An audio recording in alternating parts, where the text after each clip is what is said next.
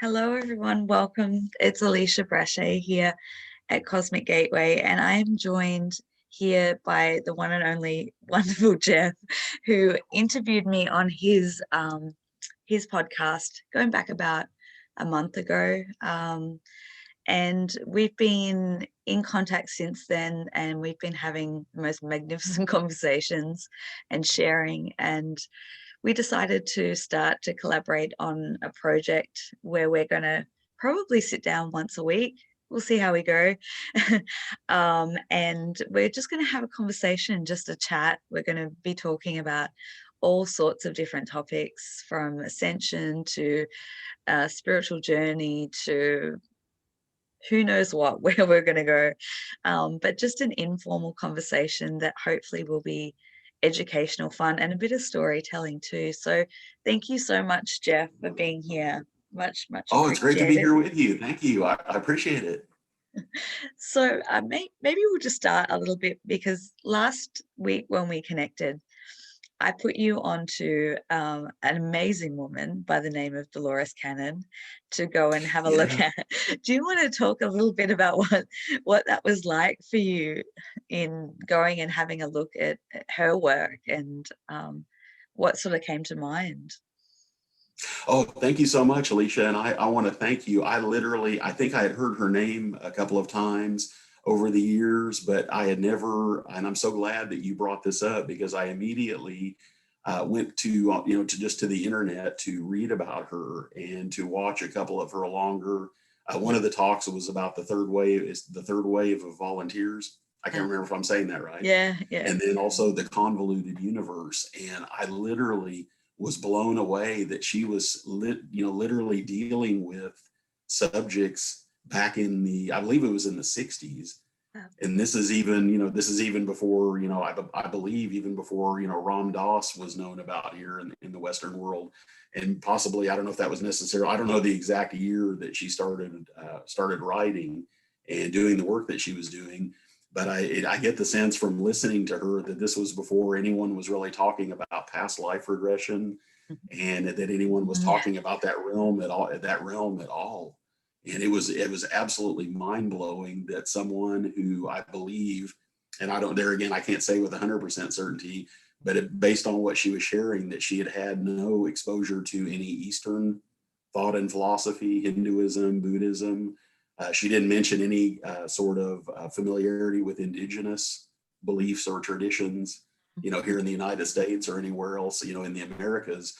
And so it's really interesting to me that she it appears that she stumbled onto these things without really having a lot of context or understanding for what was happening in those hypnosis sessions. And I feel like, as someone who has dived really deeply into not only the spiritual journey, but the history of the spiritual journey, especially here in the Western world, I literally am just completely blown away. I kind of feel like, in some ways, I don't know if this is, and there again, I'm nobody to say this, but is she the grandmother of 5D consciousness? Is Oh, she my goodness, she's the the grandmother of grandma. Ascension? At least in the modern era. Yeah, I would say I think she put not so much the term starseed, but a lot of the cosmic aspect on the map. Really, it's gratitude to her and her work, and talking about New Earth and all these different concepts. And I know when I came across her work many years ago, and it's always my dad. It's always my dad. He will be out walking one day, and he'll be like, "I'm reading this really interesting book. You should read it."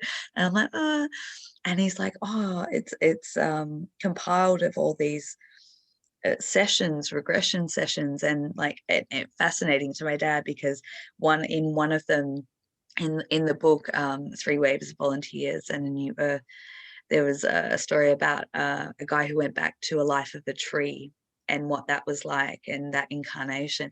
And my dad, as I mentioned to you before I came on, my dad has worked with wood all his life, and he has this fascination with trees. And I remember saying, "Dad, you must have been a tree so many times." I love that. And so my dad always like lures me in on these walks that we have by telling me about something that he's reading or something he's stumbled across. And so I said to him, because up until that point for me, I I always consider myself an old soul, um, in the sense of very earthling. I relate to a lot of ancient cultures, indigenous cultures, ancient civilizations. Um, but the galactic component hadn't really started to infiltrate for me personally, and at that point.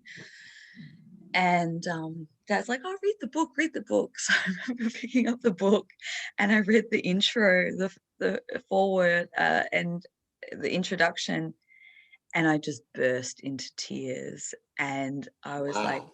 it just resonated at such a deep level.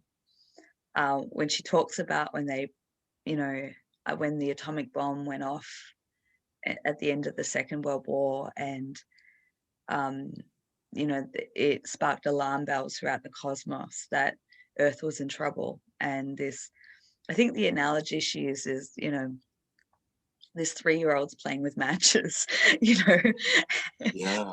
they're Yeah. gonna they're gonna end. And it was like this like reviewing on higher levels of like, how can we assist Earth and the planet, and being that it's of a free will nature planet, that they can't they can't come down and intervene, that's and so they devised this plan that, what if we influence from within. And that call went out throughout the cosmos to all the different planets and galaxies and dimensions, that Earth, they needed volunteers to come to Earth. And I read that, and it was almost like I flashed back to hearing that call and knew so deeply in my soul that, yeah, I heard that call and I came for, because of that. Like, when something resonates at such a deep level, and I don't know about you, but I call it truth tears. Like, I just burst into tears because I Oh know that yeah. that's the truth.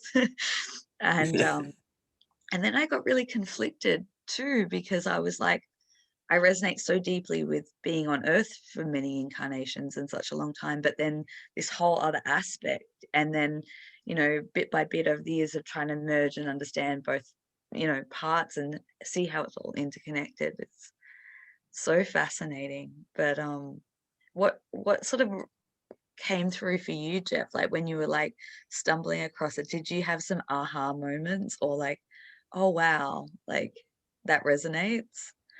Oh, absolutely. And I would say one of the most important, or for me, one of the most wonderful surprises about it was, and I think maybe due to the fact that I live, not far from where she lived in Arkansas, and I'm just in this, just in the next state over, that there is just her energy and just how humble Mm, that she was, and how that, and I say was, but I feel like on another level she still is, that that's and that, yeah, anyway, sorry, I'm kind of at a loss for words when I start speaking about all that, because I know there's more to her, so to speak, than just that a particular incarnation. But it's just, to me, I was so struck by her humility, and to me, she did not come across as someone whose energy I would expect for someone who had the kind of knowledge that she had, and that what she had access to and what mm, she had discovered. To me, and there again, this may just be due to the fact of where I live in the United States, that it came through with this essence of this woman who had this very unassuming way of speaking, this very kind of humble sort of nature. But I realized then again that that's just the human container there for this particular incarnation that she was in. But for some reason, I find it highly significant that this information came through her in this particular incarnation the way that it did. And yeah. I feel like for me, that was almost like, that's what told me to really stand up and pay attention, to really open my mind and open my ears and open my eyes and really take in what it was when I was watching the videos of her speaking. Mm, And the fact that she was, had just kind of stumbled onto this, to me, is also something that really, really resonated with me, that there was no preconceived notions, that I could definitely feel like this was something that was very genuine. And Yeah. this was something that she really had stumbled onto. And I'm so moved by the fact that she wanted to share this with the world in the way that she did. And I'd have to wonder, I mean, for you know, for instance, for where you are in the world, you know, hearing her speak and hearing her present some of this information, I have to wonder what this is like for people in other parts of the world, you know, Yeah. to have heard her speak and hear her share what she has. Yeah. Yeah. I think for me, it just connected dots and like helped me piece together things that I'd felt and known, but couldn't put terminology around at that point. Um, and I think it also helped me realize that what I was doing in my work wasn't wrong. And Yeah. because I had started, I stumbled across past life regression quite early in my journey. I was studying under a spiritual teacher when I was a teenager. And we, we explored all different types of, you know, trance mediumship and channeling and, all the different aspects. And I'll never forget this day.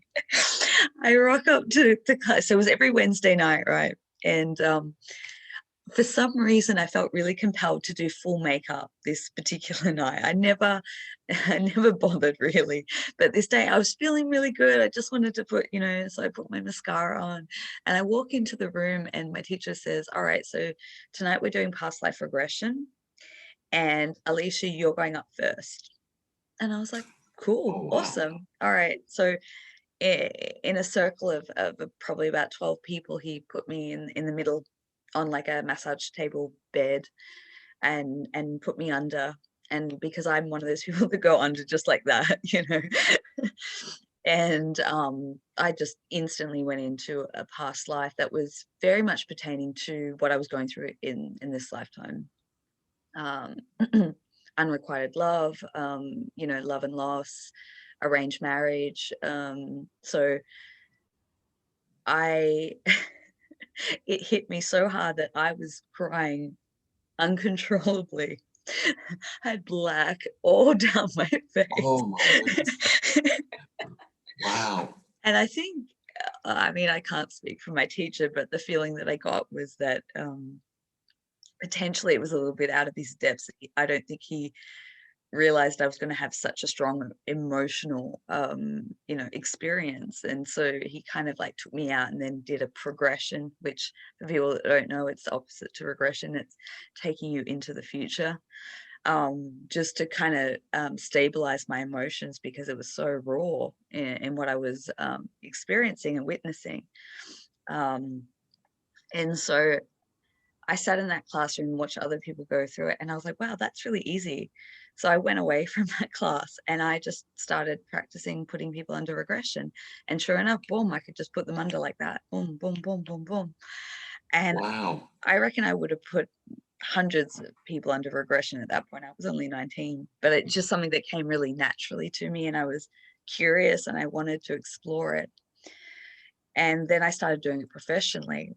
And I was seeing clients, and they were going into such a deep place, and in space, that I felt like I was completely out of my depths. And they were going into places that weren't of Earth. They were going into realms and dimensions that I didn't understand at that time. And I got scared and I stopped doing it because I thought I was doing something wrong. Oh, interesting. Yeah. Yeah. And so I gave away doing regressions. I stepped away, I stopped doing them completely, and I focused on other offerings and services. And it wasn't until I picked up Dolores Cannon's book and it gave me context for what it was. And I realized at that point that I wasn't doing anything wrong, because these people were coming out of these sessions, even though I didn't understand them, saying that they'd had the most profound healing of their life. But I was like, I don't understand this and I'm not in control. Therefore, this is totally out of my realm.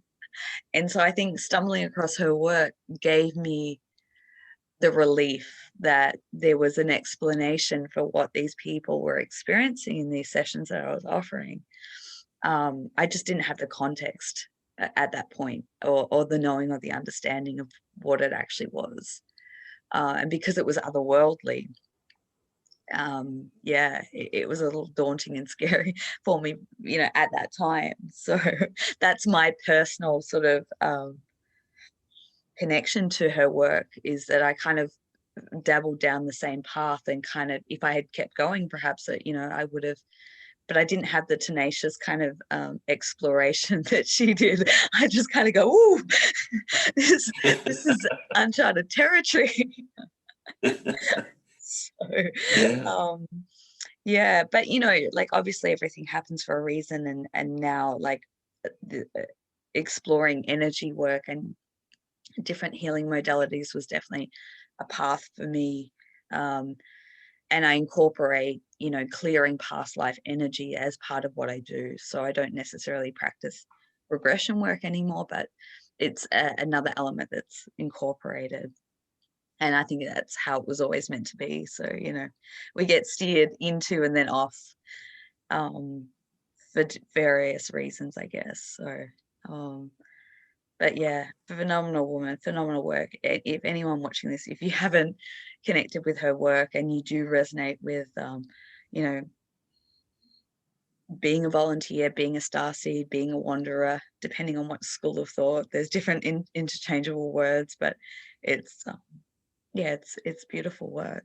So So glad that you mentioned it, because I was going to say it took me a couple of days after, spending a few days with watching, reading some of her material and watching some of the videos. And of course, I'm not being a practitioner myself, and this is still relatively, new to me in a lot of ways, even though I've been on the spiritual journey for 30 years. This particular subject is something that I don't really necessarily, I have not been engaged with this for a long period of time. But what's so interesting is over the weekend, there were some really powerful energetic fluctuations, where there were some real low, I guess what I'd call low moments, where I realized that this just kind of came up, that whatever this is that I'm going through, and I'm curious if this resonates, but I realized that it had nothing to do with me. In other words, as Jeff, the human being, it yeah, didn't really necessarily have, to do with that. And that just kind of came through. And I don't know if that sounds if that sounds silly in some way, but if for whatever reason, I really got this sense, that's kind of what, intuitively was coming through to me, was this is not really about me or what I'm doing right now, or even this particular life journey right now, that there was things that this was related to, that I just sensed that it was things that I couldn't tap into yeah. necessarily or tell you what they were, but that's really what was coming through for me. Yeah, and I'm so glad that you brought that up, because, as I mentioned before, that's been a little bit about my experience, and it's good that we talk about this, because if I'm experiencing it and you're experiencing it, chances are there's a lot of other people, going through and experiencing. My understanding of it, that when we go through ascension as an individual, and I break it up into categories. So I call it individual ascension and then planetary ascension. And of course, we're going through planetary ascension as we're all individually going through our own unique process. And my understanding of it is that is an energy embodiment that we go through, but to be able to obtain a higher level of energy in the physical body and through our consciousness, we have to clear up the trauma that we've experienced in other lifetimes in the third dimensional space. And I truly believe that when we become more sensitive and attuned and going through these energy influxes, that potentially there's timelines that are closing off that are connected to past life experiences, traumas, experiences, because it's part of us, as multi-dimensional beings. We can tap into it if we're attuned. So we can be going through a grief cycle, for example, or going through uncovering, heart-wrenching, trauma or something like that, that is completely out of context while we're standing in the kitchen cooking up our breakfast, Living life. I love that. Yeah. Yeah. While we're living life. Yeah. And I know that I'm certainly no stranger to that, having that kind of emotional outburst or and not really having any context around it. And it's always about asking the bigger questions, because I still to this day remember standing in my kitchen sink going through some really, really horrendous emotional clearing.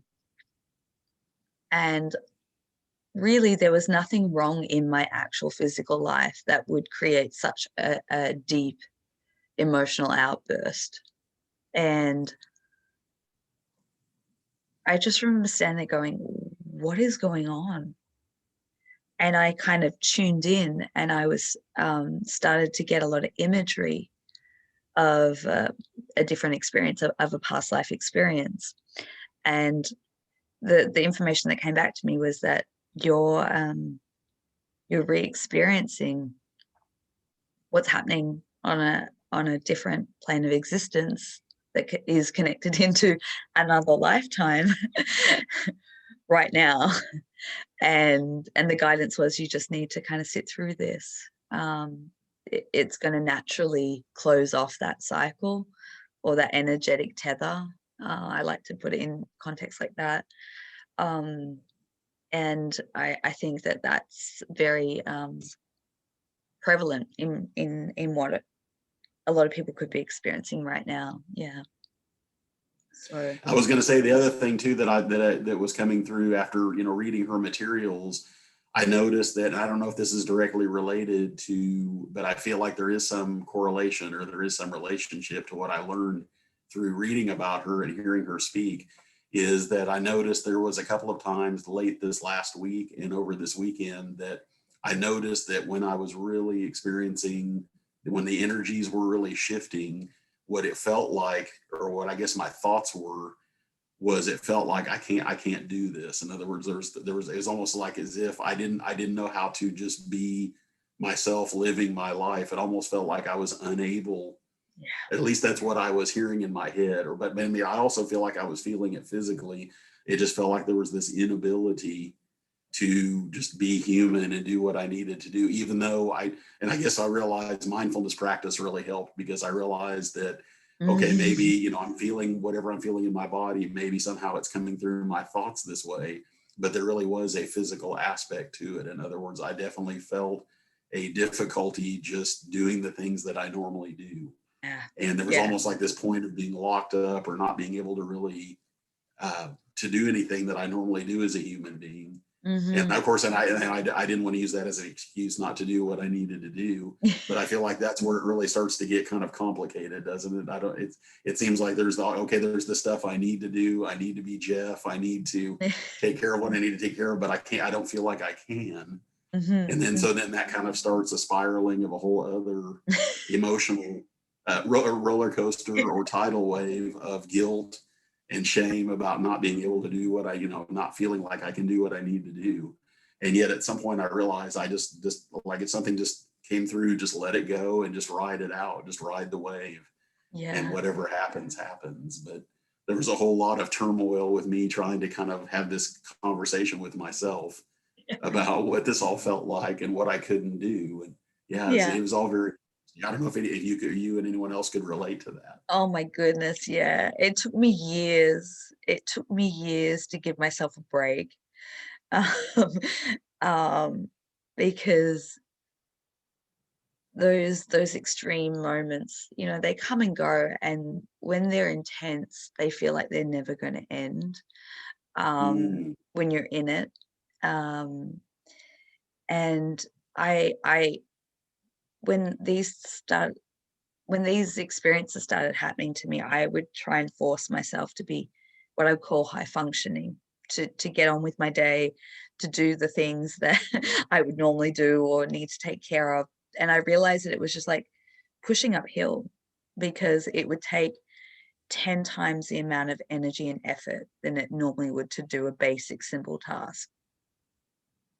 And and then I would really beat myself up. So I can totally relate to what you're saying. Oh And my then I was gosh. like, come on, Alisha, get your shit together. Just, do that thing.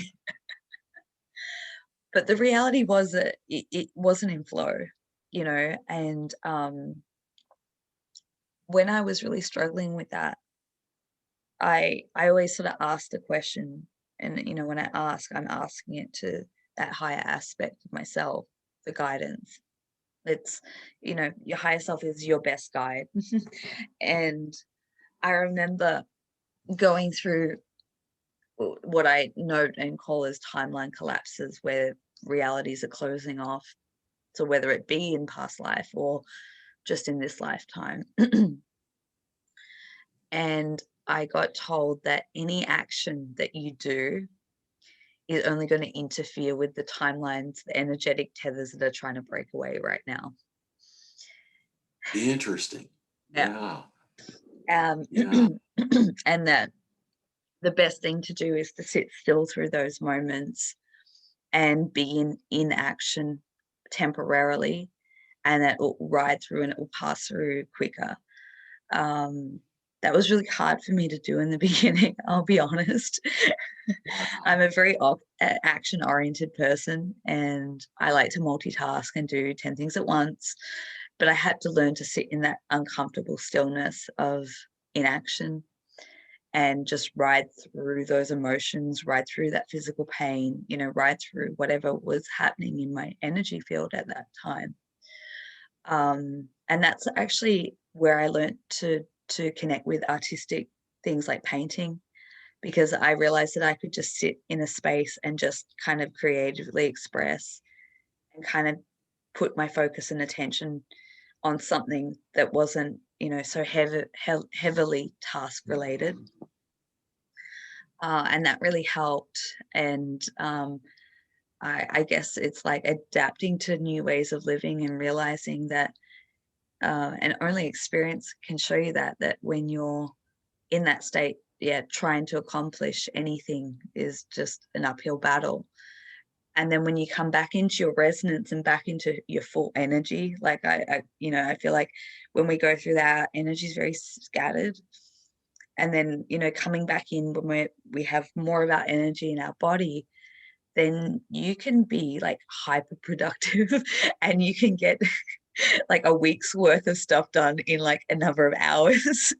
So, um, so for me, it was like adapting to be able to be in that ebb and flow of it. But I know that not everybody has that luxury. Some people have, family commitments or, um, requirements, in their job or things like that. But you know what I've noticed, Jeff? I don't know if you've noticed this, or now that I see you're gonna, I've noticed that some of the big energy influxes and processes that happen like that always happen on weekends. Okay, that is interesting. Yeah, I can see that. I can see, yes. Yes. um, which for me makes no difference because I'm self-employed and I schedule my work, you know, whenever. But for most people who work a full-time job, it's almost like that. Those processes are scheduled into their downtime time. Universe is clever. It's so interesting because I was going to say, here recently that has definitely been my experience. It really has. It really has. Yeah. Well, you can Yeah. thank. And thankfully, I guess it's all in how we look at it. I know. And so, in this case, I really looked at it as, thankfully that I had a little more time and bandwidth to be able to just be with whatever it was. But I also realized that, that's only one way of looking at it. I realize, some people may not necessarily welcome that opportunity. And Yeah, I guess I use the word opportunity. I guess it depends on, how we see it, or if we see it as an opportunity. And yeah. maybe, that is it. Yeah. I think you have such a beautiful outlook in the way that you present and the way you speak and your outlook on life. And it really is an opportunity, but you can imagine that people wouldn't, not everyone's going to see it like that. Everyone's, you know. And what's interesting, in all transparency, I'm not sure that I saw it that way completely. In hindsight, you did, though.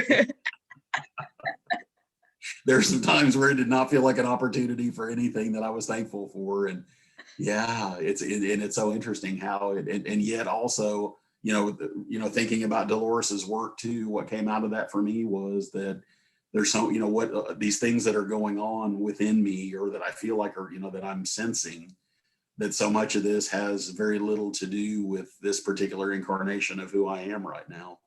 And I don't know any more than that, not being someone who is, not being a practitioner or someone who knows and works with people.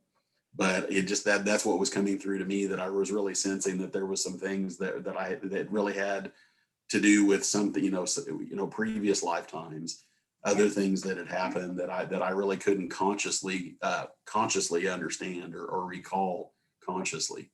Yeah. And I think it takes a level of training and concept to kind of tune into that, because I mean, I remember when it was new for me, and trying to understand it, and it's only through, going through that multiple times, and then, kind of fine tuning, and that you kind of get to grasp it a little bit. But it always changes too, like we were saying last week, there's no handbook or guidebook to ascension, and it's forever changing, these phases and stages. But, if anyone is going through that, seeking out like a practitioner, or having a regression, or even just finding online some meditations, to connect to past life. I think I've got some on my website or on my YouTube channel. I have to go check. But there's so many different variants that are free as well, free resources that you can find, or just sitting in your own quiet space and asking, like I did, asking that question, like, what is happening right now? What is going on? Yeah. And being able to talk to other people about that, to me, that is, and I realize sometimes, when you're really, really deep in that, sometimes maybe it isn't easy to talk to other. I mean, I've definitely been in that place where it's very difficult to convey that to other people, or to be in a space where it's very hard to communicate. And yet I wonder, though, in some ways, maybe is that the best thing for me? I realize we're all different, and we all have different energetic makeups to a certain degree. But I know for me that whatever I'm avoiding seems to be the thing that actually, that's where the medicine is in a lot of cases, that when I want to kind of avoid everyone and get really reclusive. And I realize there is certainly value in that. And I know sometimes I do need to do that. There's times that I clearly, and this weekend, there was some of that where I don't know if I really could have interacted with other people, that it maybe just was not right for me to do that in those moments. I was also going to tell you too, from it, this is just an aside that just came up, but I lost my wallet this weekend, and it's been a long time since that has happened. I ultimately found it, but I was without it for most of Sunday. And at some point, what kind of came through to me was, after I struggled, because I went through all those familiar things that we do as human beings, right? My identity's in there. There's a debit card that's in there. There's all those things that we as humans worry. And I respect that. And I realize these are practical matters that we need to attend to. But then part of me thought at some point, it was like, wait a minute, that's just my identity. Those are just external representation, not to minimize the seriousness of someone, being able to steal our identity, or, to utilize our, debit cards or credit cards or those kinds of things. But and I went back to the convoluted universe, and I started to think, okay, maybe, in other words, I was open to the fact that maybe at that moment, that's part of what needed to happen. Yeah. It just, the wallet just went wherever it went. Whatever happened. And the way that I found it was really kind of strange, in that I don't remember even where it ended up. I don't even remember putting it there. And after exhausting all of these different ways of trying to find it, at some point I realized, okay, maybe and that's the moment where I finally kind of let go. and just and realize that I don't need to fight this anymore, that this is just evidently that, you know, maybe the wallet is wherever it is, and maybe it's no longer here in this particular dimension. Yeah, I have no way of knowing. it sounds to me Yeah. like that very typical timeline shifting, where like in one reality you put it down there, you've jumped timelines, it reappears over here. Yeah. And in the interim, we don't want you going anywhere or spending any money. We want you to sit in that place. So I mean, that definitely helped. I mean, it really did. But what's so weird was just that mind opening, just that little bit of space to realize, okay, you know, I don't really know for sure, but yeah, I'm neither believing nor not believing anything. yeah. I heard someone use the phrase here recently. I can't remember who it was. Beyond belief. Mm, And I thought that was really interesting, because I realized that there's something very healing about that, and that if I can get, you know, if I'm not wrapped up in either, you know, believing or not believing something, that there is some sort of space in between those two things. mhm. And I realized at some point that was really healing. That and I realized in this particular, in the 3D consciousness, I assume is so much about believing things or not believing things. We're so attached to either being on one side of something or the other, that seems to drive everything in 3D. That we can prove everything is either, you know, true or not true. Right. And yet, you know, in 5D, it feels like that's not, you know, that is beyond belief. Yeah, it Yeah. really is. It really is. Beautiful segue to wrap up. I've always believed that things that we consider miraculous, you know, or impossible in a 3D construct is just a limitation that's imposed on the 3D reality. Whereas in a fifth dimensional consciousness or energy frequency, absolutely everything is possible, you know, and it's Yeah. making that Yeah. leap. And that's a hard leap to do, you know, because we're conditioned to believe that everything is black or white, you know, when there's technicolor rainbow in between, you know, to be explored. So, Yeah, and I was going to say to you that one of my favorite stories that really is, to me, is enlightening about, you know, in other words, different cultures, and they say that there's different levels of consciousness depending on where you are in the world, and, you know, what the culture is and what it supports. My favorite story, Ram Dass used to always speak about, and he was really, you know, my first teacher, you know, many, you know, decades ago, and he always talked about how in India people would believe what was referred to as miracle stories, that was just part of the fabric of the culture.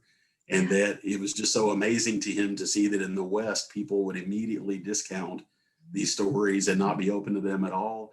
And yet there was all the great stories about his guru Maharaji, and about all these, you know, about him co-locating, and all these wonderful stories. And I realized that at some point I actually was able to suspend belief, or it's almost like beyond belief, and I neither believed nor not believed it, and then I was actually open to it.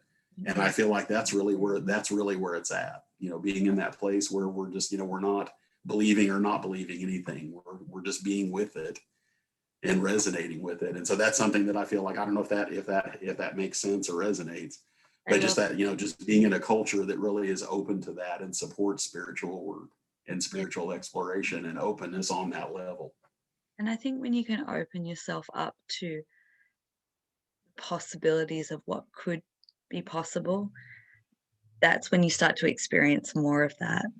You know, it's like our self-imposed limitations or beliefs of what is and what isn't possible confine our reality. And when we open up to, well, maybe there is more than that. Maybe there is more than this existence. Maybe, you know, whatever, you know, under whatever context it might be, then that's when we start to call in experiences that can validate that maybe there is something beyond belief to be Yeah. witnessed or experienced. So Jeff, I just want to thank you so much. It's a short little intro, but it's going to be a long-standing, beautiful collaboration, and we're going to get into some really amazing topics and conversations. And I think it's going to be a lot about storytelling too. So I just want to thank you for your time and this opportunity to coexist with you in this space.